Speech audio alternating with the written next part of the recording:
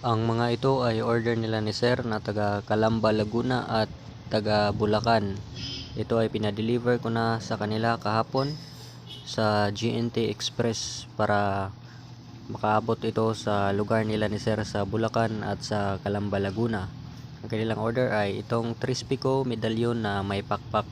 Lahat ito ay tapos ng madasalan at ready na magamit ng bagong magmamayari at may kasama rin na bato na kwintas na may mga kristal na bato.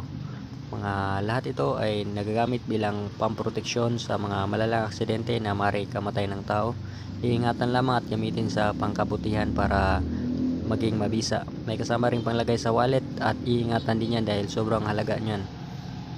Pwede yan balutin para maging matibay at para di mapasok ang tubig sa loob.